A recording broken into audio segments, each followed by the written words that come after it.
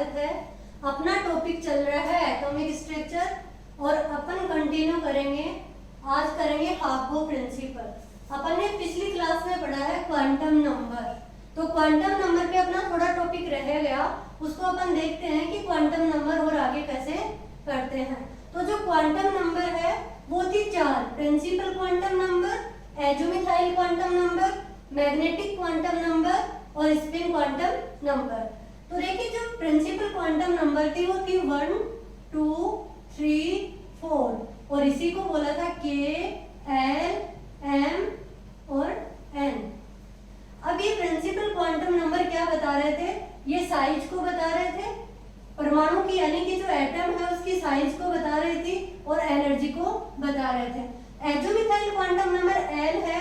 L क्या है? L equal to होता है n-1, यानी कि n जो है उससे एक कम होता है कौन? L। और इसकी वैल्यू क्या थी? 0, 1, 2, 3, ये क्या थी? इसकी वैल्यू थी, जिसको डिनोट किया था S, P, D, F से। मैग्नेटिक क्वांटम नंबर क्या थी? M से डिनोटेड किया था और मैग्नेटिक क्वांटम नंबर है -L, 0 से +L तक। ये क्या थी? Magnetic quantum number.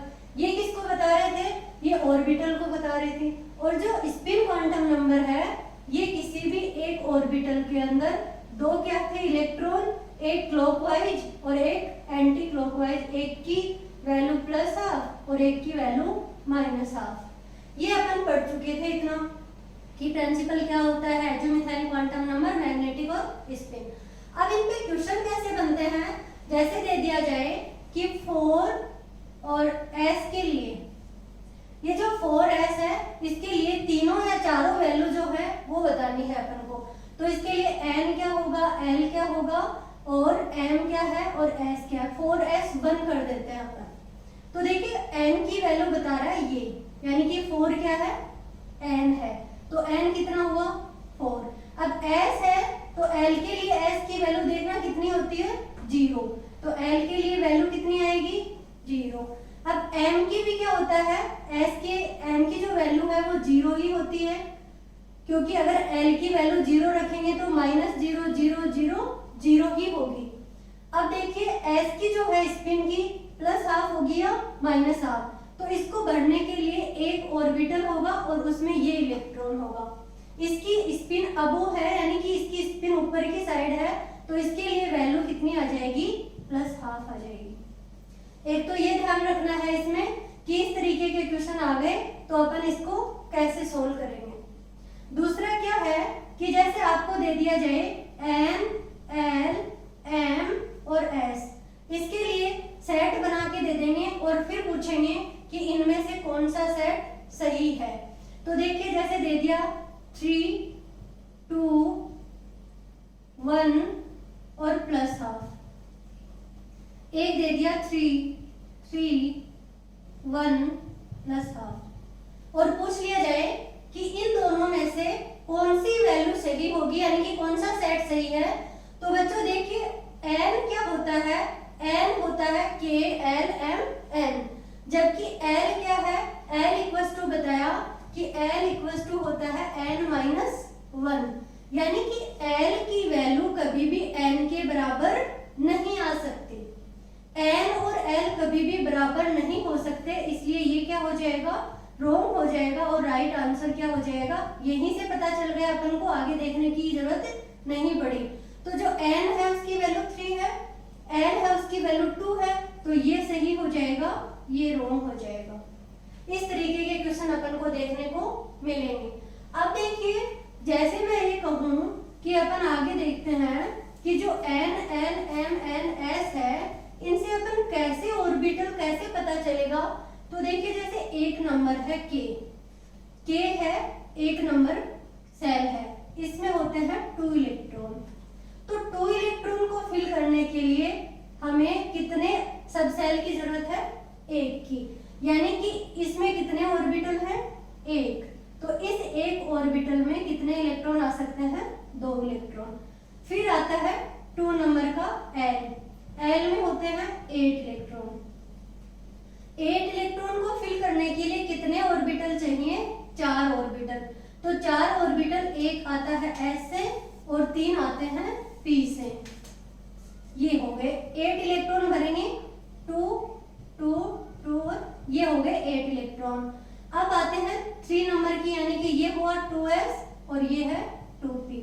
3 नंबर की सेल आती है M में होते हैं 18 इलेक्ट्रॉन और 18 इलेक्ट्रॉन को फिल करने के लिए क्या चाहिए, 3s 3p और 3d। 1 और p में होते हैं 3 तो 4 और d में होते हैं 5 तो कितने हुए 9।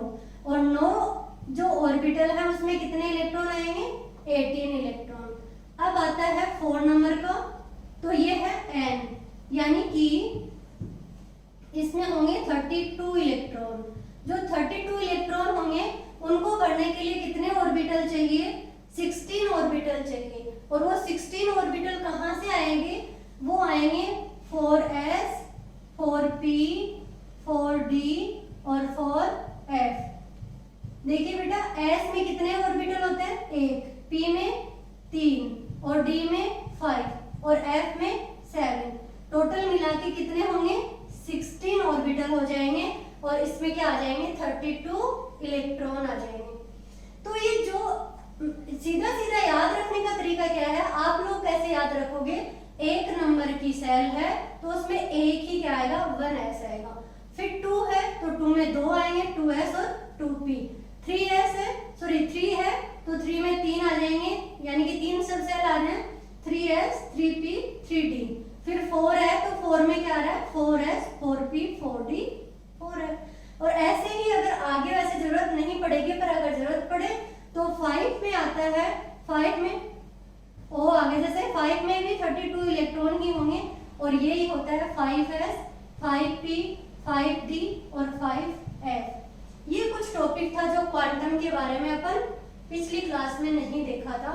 अब आ जाता है अपना टॉपिक, आ जाता है हार्बो प्रिंसिपल्स। तो देखिए बच्चा, हार्बो प्रिंसिपल जो होता है ये किसी साइंटिस्ट का नाम नहीं है। पहले तो आप ये ध्यान रखो कि हार्बो एक नाम है, ये एक लैटिन वर्ड है और इसको जो है इन 3 रूल से मिलाकर के क्या बना था, एक हार्बो बना था, जिसका मीनिंग क्या होता है, बिल्डिंग अप, यानी कि कंस्ट्रक्शन करना, किसी चीज का निर्माण करना, कोई बिल्डिंग तैयार करना। तो देखिए ये क्यों दिया गया था हार्बो, कि जैसे ही कोई भी एलिमेंट्स ले ले, जैसे सोडियम ले लिया अपन ने, अब ये सोडियम है, इसके अंदर 11 इलेक्ट्रॉन है, तो इन 11 इलेक्ट्रॉन को फिल करने के लिए किस तरीके से, कैसे कैसे अपन देखेंगे कि इसमें कैसे अपन इलेक्ट्रॉन फिल कर सकते हैं। इनके लिए आया हार्बो प्रिंसिपल, सॉरी हार्बो ने 3 प्रिंसिपल दिए, पावली का n+l रूल दिया और वुंड मैक्सिमम मल्टीप्लिसिटी का रूल दिया। तो अपन क्या करते हैं, अभी एक एक को देखते हैं, पर पहला ही क्वेश्चन क्या बनता है कि जो हार्बो प्रिंसिपल है, ये क्वेश्चन पूछ लिया जाएगा कि हार्बो प्रिंसिपल है, साइंटिस्ट है, केमिस्ट है या फिर कोई साइकोलॉजिस्ट है, बट ये कोई भी साइंटिस्ट नहीं है, ये सिर्फ क्या है, इस बिल्डिंग अप का ही नाम क्या है, ये हार्बो बताया है। अब देखिए सबसे पहले अपन देखते हैं पावली एक्सक्लूजन प्रिंसिपल क्या था, यानी कि पावली का अपवर्जन रूल क्या कहता है। तो देखिए पहला क्या कहता है कि अगर एक ऑर्बिटल है, एक ऑर्बिटल में 2 इलेक्ट्रॉन आ सकते हैं। 2 ही इलेक्ट्रॉन क्यों आ सकते हैं बच्चा, 2 इलेक्ट्रॉन इसलिए आ सकते हैं कि एक इलेक्ट्रॉन जो ऐसे होता है उसकी वैल्यू होती है +12, और जो एक इलेक्ट्रॉन अगर ऐसे है तो उसकी वैल्यू कितनी होती है, -12। तो जिसकी स्पिन नीचे होगी उसकी वैल्यू है -12 और जिसकी ऊपर है उसकी है +12।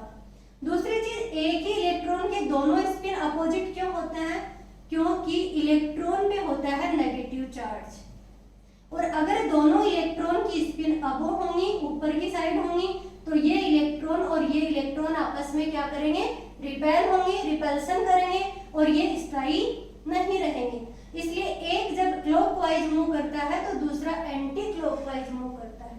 बट पावली ने क्या कहा, पावली ने ये कहा था कि एक ऑर्बिटल में 2 इलेक्ट्रॉन होते हैं और दोनों इलेक्ट्रॉनों की चारों क्वांटम नंबर सेम नहीं हो सकती।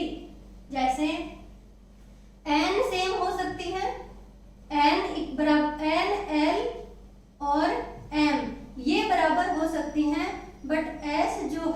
ये कभी भी बराबर नहीं होगी। एग्जाम्पल देखते हैं। एग्जाम्पल जैसे हीलियम का ही ले रहे हैं अपन, तो हीलियम में कितने इलेक्ट्रॉन हो रहे हैं? इलेक्ट्रॉन है 1s2। हीलियम में 2 इलेक्ट्रॉन होते हैं क्योंकि इसका एटॉमिक नंबर 2 आता है, 2 भी इलेक्ट्रॉन होते हैं। 2 इलेक्ट्रॉन को अभी अपन फिल करेंगे कि कैसे फिल करते हैं। ये है 1s2, तो इसके लिए 1s2 के लिए n, l, m और s की जब वैल्यू देखते हैं तो n इक्वल्स टू क्या है? 1। n की वैल्यू कहाँ होती है? ये जो है ये वैल्यू n की होती है। l क्या बताता है? l सबसेल बताता है, s सबसेल, l का मान होता है 0। ये मैं आपको पहले ही बता चुकी हूँ। s, p, d और f, d और f, इसकी मान है 0। p को बोल 1 मान है, d का 2 है और f का 3 है। तो देखिए l का मान s के लिए कितना है? 0। m क्या है? m भी क्या होता है s के लिए? 0। और अगर मैं बात करूं अपनी इस एक इलेक्ट्रॉन, जैसे मैं ये कहूं कि ये दोनों इलेक्ट्रॉन है हीलियम के, तो ये तो एक इलेक्ट्रॉन की बात हो गई जिसकी स्पिन ये है, और जिसकी स्पिन ये है, 2 इलेक्ट्रॉन है, तो दोनों के लिए, इसके लिए भी n क्या है? 1 है, l क्या है? 0 है, m क्या है? 0 है। बट ये देखना s इसके लिए आएगा +½ और इसके लिए आएगा -½ क्या वैल्यू है बेटा? हीलियम है, हीलियम में 2 इलेक्ट्रॉन है। दोनों इलेक्ट्रॉन के लिए, इस इलेक्ट्रॉन की अगर अपन बात करें तो इस इलेक्ट्रॉन के लिए n की वैल्यू हो जाएगी 1, l की 0, m की 0 और s की +½ बट अगर इस वाले इलेक्ट्रॉन की जिसकी स्पिन नीचे है उसके लिए भी ये तीनों वैल्यू क्या है? सेम है, पर s की वैल्यू सेम नहीं हो सकती।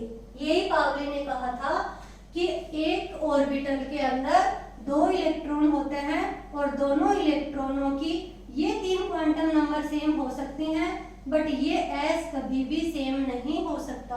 अगर एक इलेक्ट्रॉन के लिए +½ है तो दूसरे इलेक्ट्रॉन के लिए -½ होना ही होगा उसको, क्योंकि दोनों इलेक्ट्रॉन अपोजिट स्पिन में रहते हैं। ये था पावली एक्सक्लूजन थ्योरी। दोबारा सुनना एक बार कि एक ऑर्बिटल में 2 इलेक्ट्रॉन होते हैं, दोनों इलेक्ट्रॉनों की चारों क्वांटम संख्या समान यानी कि सेम नहीं हो सकती। ये क्या था? पावली एक्सक्लूजन थ्योरी। अब देखिए क्या आता है? n+l rule. n+l रूल क्या बताता है? n+l रूल बता रहा है कि इलेक्ट्रॉन कैसे फिल करेंगे। यानी कि अभी मैंने बता दिया आपको कि 1s होता है, 2s है, 2p है, 3s है, 3p है और 3d है।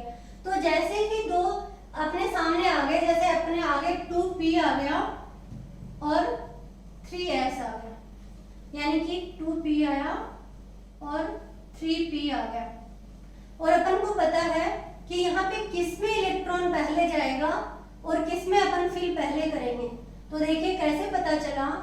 n+l रूल ने क्या कहा? n+l रूल कहता है कि इलेक्ट्रॉन पहले उसमें जाएंगे जिसमें n+l का जो मान है वो क्या होगा? कम होगा। यानी कि n+l का जो मान है वो क्या होना चाहिए? कम होना चाहिए। अब ये n+l क्या है? n है प्रिंसिपल क्वांटम नंबर और l क्या है? एज़ोमिथाइल क्वांटम नंबर। अब जो n प्रिंसिपल क्वांटम नंबर है तो दी हुई है प्रिंसिपल क्वांटम नंबर, यानी कि 2 है और इसकी 3 है। तो देखिए वैल्यू 2 प्लस p का वैल्यू क्या है? p के लिए 1, तो 3 + 1 कितना आया? सॉरी 2 + 1 कितना आया? 3, और इसके लिए 3 + 1 कितना आया? 4। तो जिसकी n+l की वैल्यू कम होगी, इलेक्ट्रॉन पहले क्या होगा? उसी में फिल होगा। तो n+l की वैल्यू किसकी कम है? n+l की वैल्यू है 2p की कम है। तो इलेक्ट्रॉन पहले किसमें फिल होगा? 2p में, और फिर किसमें जाएगा? 3p में। इसी तरीके से अपन क्या करेंगे? सबके लिए n+l की वैल्यू निकालेंगे और फिर जिसकी n+l की वैल्यू कम है उसमें इलेक्ट्रॉन पहले जाएगा। बट देखना इसमें भी क्या है, अगर n+l का मान अगर बराबर आ जाए, जैसे n+l का मान क्या हो गया? बराबर आ गया, तो फिर क्या होगा? अगर ये बराबर है तो क्या है? जिसकी n की वैल्यू कम है इलेक्ट्रॉन पहले उसमें भरा जाएगा, यानी कि जिसकी n की वैल्यू कम है, इलेक्ट्रॉन उसमें भरा जाएगा।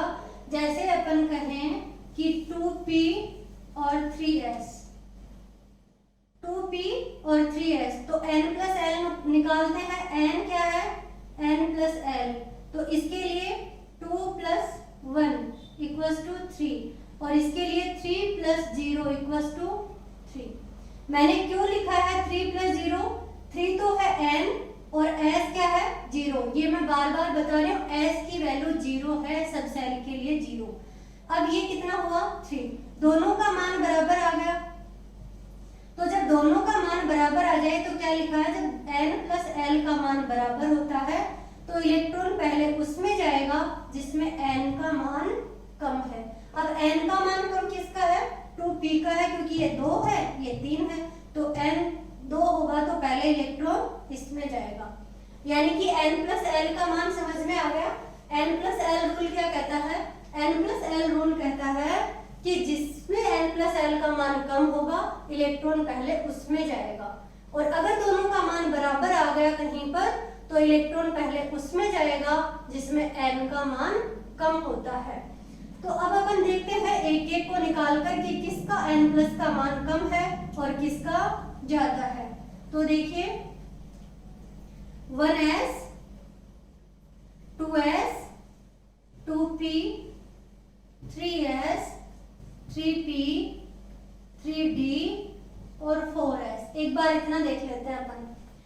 1s की बात करें तो 1 प्लस 0 इक्वल्स टू कितना है? 1। 2 plus 0 2, 2 plus 1 3, 3 plus 0 3, 3 plus 1 4, 3 plus 2 5 और 4 प्लस 0 4 5 4s तक ही देखते हैं यहाँ पे। 4s 4। अब देखिए 1s का 1 है, ये 2 है, समझ में आता है 3 है, बट यहाँ पे क्या हो गया? वैल्यू क्या आ गई? बराबर आ गई। 2p और 3s का मान क्या हुआ? बराबर। तो पहले इलेक्ट्रॉन किस में जाएगा? पहले इलेक्ट्रॉन जाएगा 1s में, फिर उसके बाद में किस में जाएगा? उसके बाद में 2s में, फिर 2p में, फिर उसके बाद में 2p में क्यों गया? क्योंकि n का मान कम है। फिर जाता है 3s में, 3s के बाद में 3p और 3d, तो 3p में इलेक्ट्रॉन जाएगा। 3p में, 3p के बाद में 3d आना चाहिए था, पर 3d और 4s में देखना n की वैल्यू किसकी ज्यादा है? 3d की। तो पहले इलेक्ट्रॉन किस में जाएगा? 4s में, तो पहले इलेक्ट्रॉन जाएगा 4s में और फिर इलेक्ट्रॉन किस में जाएगा? 3d में। दो चीज ध्यान रखना है बच्चा कि अगर दो n प्लस l का मान 2 के लिए बराबर आ गया था, कहाँ पे आया था बराबर? 2p और 3s के लिए, यानी कि 2 और 1 3 और इसके लिए 3 प्लस 0, इसके लिए भी 3, इसके लिए भी 3, पर पहले किस में इलेक्ट्रॉन भरा जाएगा? 2p में। क्यों भरा जाएगा? क्योंकि n का मान कम होता है। फिर आता है 4s या 3d, 3d और 4s। इलेक्ट्रॉन पहले किस में जाएगा? लगता ऐसे है कि 3d में जाना चाहिए, पर 3d में क्यों नहीं जाता? देखिए n प्लस l का मान होता है 3 प्लस 2 यानी कि 5, और ये है 4 प्लस 0 4, तो n प्लस l का मान किसके लिए कम है? 4s के लिए। तो इलेक्ट्रॉन पहले 4s में भरा जाएगा, फिर 3d में भरा जाएगा। ये कहता है कौन? n प्लस l का रूल। अब n प्लस l के रूल के अकॉर्डिंग अपन सबको एक ट्रिक से भी देख सकते हैं। वो कैसे देख सकते हैं? एक बार देखिए। सबसे पहले 1 नंबर सेल, 1 नंबर में है 1s, फिर 2 में है 2s और 2p। इसको ऐसे इसी तरीके से जैसे मैं लिख रही हूँ उसी तरीके से लिखेंगे। फिर 3 के लिए 3s, 3p और 3d, 4s, 4p और 4d, 4d और 4f। 5 के लिए 5s, 5p, 5d, 5f, 6s, 6p, 6d और 6s f सॉरी। अब देखिए ऐसे लिख लिया इनको। अब ऐसे लिखने के बाद में इसको क्या करेंगे, अपन काटेंगे। बस एक ही बार काटना है, ऊपर से काटना है यहाँ तक, यानी कि सबसे पहले कौन कटा, 1s, तो 1s कटा तो सबसे पहले इलेक्ट्रॉन जाएगा 1s में। फिर कटा 2s, तो किस में जाएगा, 2s में। फिर देखिए काटते हैं ऐसे, तो 2p, तो 2p में, और फिर 3s में, 3s में। फिर काटते हैं तो देखना 3p, यानी कि कटता है 3p और फिर 4s, तो 3p और फिर 4s। फिर आता है देखो 4d, 4p और 4f, तो फिर 3d, 4p और 5s। इस तरीके से अपन इनको काटेंगे। फिर आ जाएगा 4d, 5p और 6s। इस तरीके से क्या होगा, इलेक्ट्रॉन फिल होगा। अगर इनके लिए n+l निकालें तो आप सबके घर पे बैठ के आराम से निकाल सकते हो, अरेंज करके देख सकते हो। जिसका n+l का मान कम होगा, इलेक्ट्रॉन पहले उसी में भरा जाएगा, और n+l की वैल्यू जिसके बराबर आ जाए तो इलेक्ट्रॉन पहले उसमें फिल करेंगे जिसमें n की वैल्यू क्या होती है, कम होती है। अब देखिए बच्चों आता है हुन्स मैक्सिमम मल्टीप्लिसिटी। n+l अपन ने देखा, पावली एक्सक्लूजन देखा, और अब आता है हुन्स मैक्सिमम मल्टीप्लिसिटी।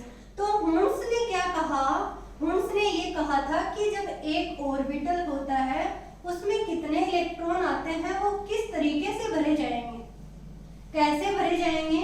तो देखिए बच्चों, सबसे पहले अगर मान लो कि अपन हाइड्रोजन की बात करें, तो हाइड्रोजन में होता है एक इलेक्ट्रॉन, और एक इलेक्ट्रॉन को जब फिल करते हैं तो उसके लिए कोई रूल लागू नहीं होता। यहाँ पे ना तो पावली का रूल काम करेगा और ना ही हुन्स का रूल काम करेगा। पावली का रूल काम नहीं करेगा क्योंकि पावली ने कहा था कि अगर एक ऑर्बिटल में 2 इलेक्ट्रॉन हो तभी, जबकि हाइड्रोजन में कितने इलेक्ट्रॉन है, एक ही इलेक्ट्रॉन है। तो पावली का रूल भी हाइड्रोजन पे फेल हो जाता है, और हुन्स का रूल भी क्या है, यहाँ पे फेल हो जाता है। पर हुन्स का रूल अगर मैं कहूँ कि जैसे नाइट्रोजन या ऑक्सीजन के लिए बात करें, तो नाइट्रोजन में होते हैं 7 इलेक्ट्रॉन। कितने इलेक्ट्रॉन है, 7 इलेक्ट्रॉन। अब 7 इलेक्ट्रॉन को फिल करने के लिए क्या चाहिए, 1s2, 2s2 और 2p3। अभी नेक्स्ट क्लास में देखेंगे, ये मैं भर रही हूँ, ये किस तरीके से अपन भरेंगे। तो देखिए एक ऑर्बिटल, उसमें 2 इलेक्ट्रॉन। अब जब एक ऑर्बिटल होता है तब तो उसमें क्या होता है, वो फेल हो जाता है, यानी कि एक ऑर्बिटल में तो 2 इलेक्ट्रॉन इसी तरीके से आएंगे। पर जब ऑर्बिटल p आ गया, और p में कितने हैं, 3 ऑर्बिटल हैं, तो 3 ऑर्बिटल हैं, तो इसमें क्या है, 3 इलेक्ट्रॉन है। 3 इलेक्ट्रॉन को देखो अपन भर सकते हैं इस तरीके से, और अपन भर सकते हैं इस तरीके से, या फिर इन 3 इलेक्ट्रॉन को अपन फिल कर सकते हैं इस तरीके से। तो इन दोनों में से कौन सा तरीका सही है, ये बताया था किसने, मैक्सिमम मल्टीप्लिसिटी, हुन्स ने।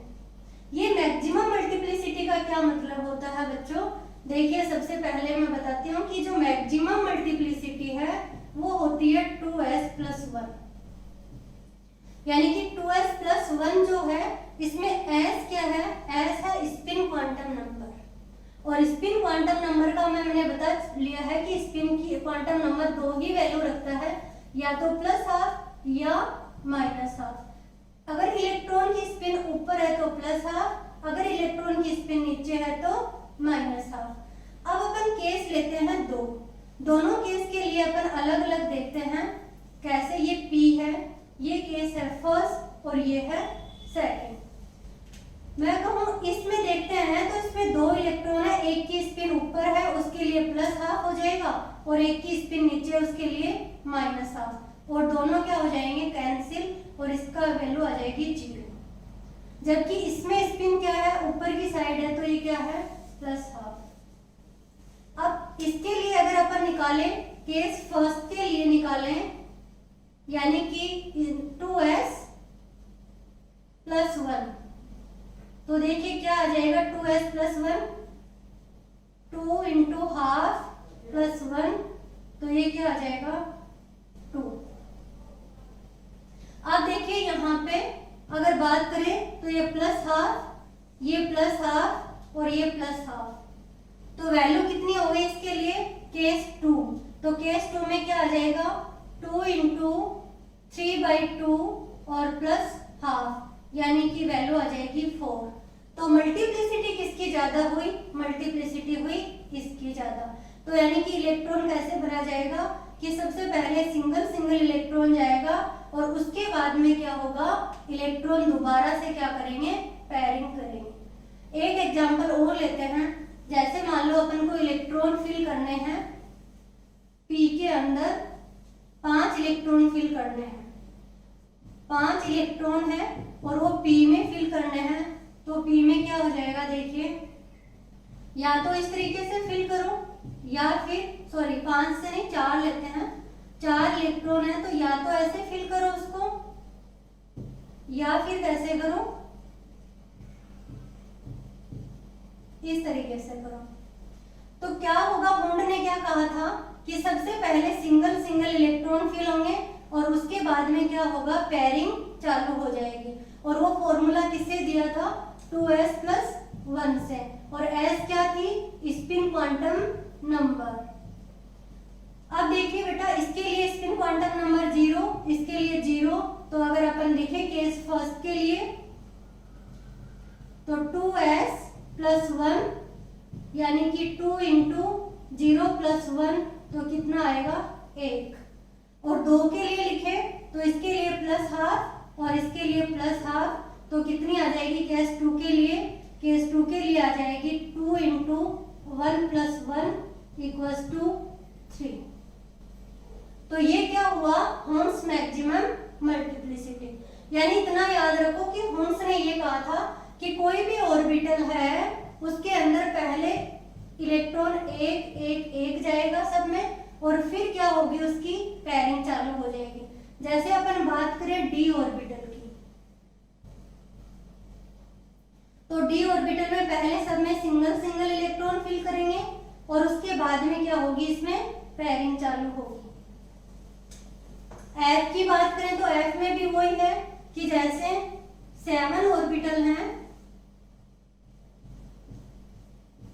तो सब में सबसे पहले क्या करेंगे, सिंगल इलेक्ट्रॉन देंगे, भरेंगे और उसके बाद में क्या करेंगे, उसमें पेयरिंग चालू करेंगे। ये क्यों हुआ था, क्योंकि उन्होंने मल्टीप्लिसिटी का रूल दिया था 2s + 1। अब अपन नेक्स्ट क्लास में करेंगे कि इलेक्ट्रॉनिक कॉन्फ़िगरेशन क्या है, कि इनको किस तरीके से फिल किया जाता है।